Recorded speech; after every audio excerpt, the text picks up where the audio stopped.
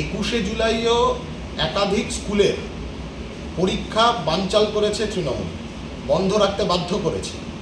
এখন আবার 28শে আগস্ট, হাবভাবটা এমন যেন টিএমসিপির বাপের সম্পত্তি কলেজ ক্যাম্পাসগুলো, ইউনিভার্সিটি ক্যাম্পাসগুলো। ওদের রাজ্যের নেতা যেন ঠিক করে দেবে কবে পরীক্ষা হবে, কবে পরীক্ষা হবে না, কে পাশ করবে, কে ফেল করবে, কে কলেজে ভর্তি হবে, কে কলেজে ভর্তি হবে না। এই যে মাতব্বরিটা, এই যে দাদাগিরিটা, এই দাদাগিরিটা পশ্চিমবাংলার সমস্ত কলেজ, বিশ্ববিদ্যালয় ক্যাম্পাসে এবং স্কুল ক্যাম্পাসেও পরিচালন সমিতির দ্বারা, গভর্নিং বডির দ্বারা কলেজগুলোতে, বিশ্ববিদ্যালয়গুলোতে এই দাদাগিরির মডেলটা তৈরি করেছে।